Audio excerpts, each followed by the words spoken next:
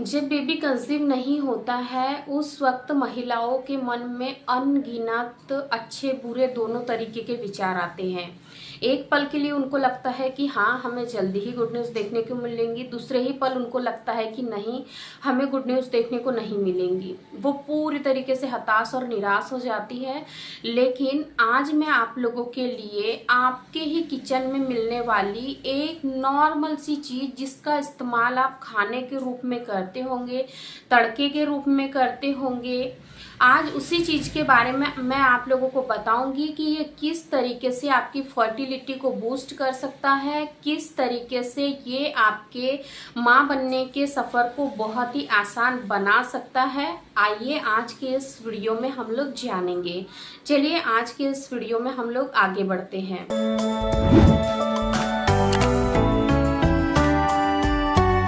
देखिए, कई बार महिलाओं को ये लगता है कि हमारे पीरियड्स रेगुलर हैं, हमारे जो पीरियड है वो हर महीने आते हैं, डेट टू डेट आते हैं, फिर हमें बेबी कंसीव क्यों नहीं हो रहा है। पीरियड्स तो रेगुलर आ रहे हैं, क्योंकि जैसा कि हम सभी जानते हैं, हम सभी कहते हैं कि प्रेगनेंसी कंसीव करने के लिए पीरियड्स का रेगुलर होना बहुत ही ज़्यादा ज़रूरी है।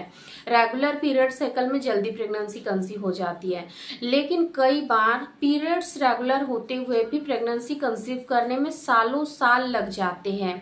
आखिर क्यों? देखिए, जो रिसर्चेस हुई है इनफर्टिलिटी के ऊपर, उसमें एक चीज कॉमनली ये देखने को मिलती है कि पीरियड्स तो रेगुलर होते हैं, लेकिन कई महिलाओं के साथ ये समस्या होती है कि उनके एग जो है वो समय से रैप्चर नहीं हो पाते, या फिर एग का साइज नहीं बढ़ पाता। यानी कि जो एग रैप्चर होने के लिए पूरी तरीके से रेडी होता है वो उस यानी कि उतने अमाउंट में वो नहीं बन पाता। यानी कि जो नॉर्मल एग का साइज है प्रेगनेंसी कंसीव करवाने के लिए वो होना चाहिए 18 से 20 mm के बीच में, या फिर 18 से 22 mm के बीच में, लेकिन वो नहीं बढ़ पाता है और फिर प्रेगनेंसी नहीं होती, पीरियड आ जाते हैं। तो आज मैं जो रेमेडी आप लोगों के साथ शेयर कर रही हूँ वो आपके एग को समय से ग्रो कराने में काफ़ी ज़्यादा मदद करेंगी।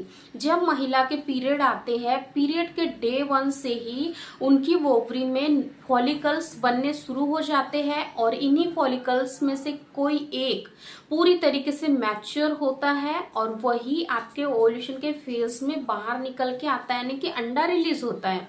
लेकिन कई बार क्या होता है कि आपके शरीर में बनने वाला हार्मोन्स, जिसको कि एफएसएच कहते हैं, फॉलिकुलर स्टिमुलेटिंग हार्मोन्स, ये नहीं बन पाता है, और इसी के वजह से आपका जो अंडा है वो साइज में ग्रो नहीं हो पाता है। तो आज मैं आप लोगों को बताऊंगी मेथी दाने के इस्तेमाल से आप किस तरीके से आप इस हार्मोन्स की मात्रा आपके शरीर में बढ़ा सकते हो, और जब एफएसएच का लेवल बढ़ जाएगा तो जो एग है वो समय के साथ ग्रो होगा, और जब ओव्यूलेशन का फेज आएगा तो उस समय वो आराम से रिलीज हो जाएगा। देखिए, जो मेथी सीड्स होते ना, उसकी जो प्रॉपर्टी होती है वो हल्की सी गर्म होती है ना। तो इसके नियमित इस्तेमाल से क्या होगा कि जो एफएसएच हमारे शरीर में बनता है, यानी कि जब आप इसको लेना शुरू करते हो तो इससे क्या होगा कि आपकी जो माइंड की पिट्यूटरी ग्लैंड है और जो आपकी ओवरी है वो स्टिमुलेट होंगी, यानी कि आपकी पिट्यूटरी जो ग्लैंड है वो सिग्नल पहुंचाएंगी कि अब फॉलिकल को ग्रो होना है, एग का डेवलपमेंट करना है। इसीलिए जब आप ये मेथी के पानी का इस्तेमाल करते हो तो इससे आपके यानी कि फॉलिकल्स ग्रो होते हैं, और एफएसएच यानी कि फॉलिकल स्टिमुलेटिंग हार्मोन्स भी काफ़ी तेजी से बढ़ता है, क्योंकि इसमें जो मेथी दाने होते हैं इसमें एक हार्मोन्स होता है जो कि आपके प्रोजेस्टेरॉन हार्मोन्स और एस्ट्रोजन हार्मोन्स को भी बढ़ाता है। इसीलिए जब आप इसका नियमित सेवन करते हो तो एक रिलेटेड जो भी इश्यू है वो दूर होते हैं।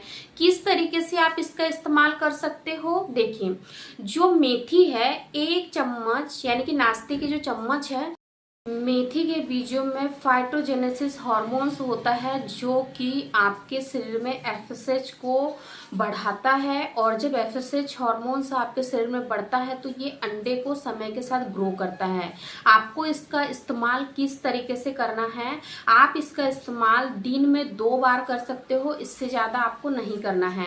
1 टेबल स्पून जो मेथी दाने हैं उसको 1 गिलास पानी में आप डीप करके रख दीजिए, और जब आप सुबह सोकर उठते हो तो इसको आप सिप सिप करके पी लीजिए। बीजों को भी आप चबा सकते हो, कोई प्रॉब्लम नहीं। अगर आपको बीज चबाने में कड़वे लगते हैं तो आप बीज को साइड कर दीजिए।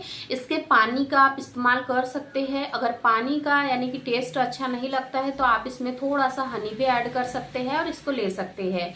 या फिर आप ऐसा कर लीजिए कि आप इसको अच्छे से बॉयल कर लीजिए और उसके बाद में ले लीजिए, चाय के जैसे इसका इस्तेमाल करिए। तो इसका इस्तेमाल आपको कब से कब तक करना है, आपको इसका इस्तेमाल पीरियड खत्म होने के चौथे या फिर 5वें दिन से लेकर, यानी कि आपके ओव्यूलेशन का फेज जब तक कि शुरू नहीं होता है तब तक ही आपको लेना है। यानी कि कुल मिलाकर हम कहें तो आपको केवल इसका 8 से 10 दिन ही इसका इस्तेमाल करना है। इसके बाद में आपको बंद कर देना है, क्योंकि अगर आप इसका नियमित इस्तेमाल करते हो तो आपको हो सकता है कि पहले महीने में इसका रिजल्ट देखने को ना मिले, दूसरे महीने में ना मिले, लेकिन तीसरे महीने में आपको रिजल्ट जरूर देखने को मिलेगा अगर आप इस टिप को फॉलो करते हो।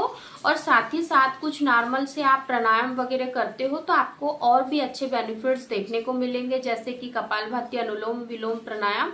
मैं काफी सारे वीडियोस में आप लोगों को बताती हूँ कि कपालभाति, अनुलोम विलोम प्राणायाम करने से आपको बहुत जल्दी प्रेगनेंसी कंसीव होगी, क्योंकि ये दोनों जो प्राणायाम है इन पर काफी सारी रिसर्च भी हुई है कि जो महिलाएं सालों साल तक मां नहीं बन पाई थी उन्होंने केवल और केवल इन दोनों प्राणायाम को करके ही प्रेगनेंसी कंसीव की नेचुरल तरीके से। तो आप भी कर सकते हो, गूगल कर लीजिए अगर आपको विश्वास ना हो तो आप इस टिप को जरूर फॉलो करिए। आपके अंडे से रिलेटेड जो भी इश्यू होंगे वो जल्दी से जल्दी दूर होंगे और आपको भी जल्दी प्रेगनेंसी कंसीव हो जाएंगी। तो इस टिप्स को आप लोग जरूर फॉलो करें। वीडियो पसंद आए तो लाइक शेयर जरूर करें। वीडियो संबंधित अगर आपके कोई भी सवाल है तो कमेंट बॉक्स में नोट डाउन जरूर करें। धन्यवाद।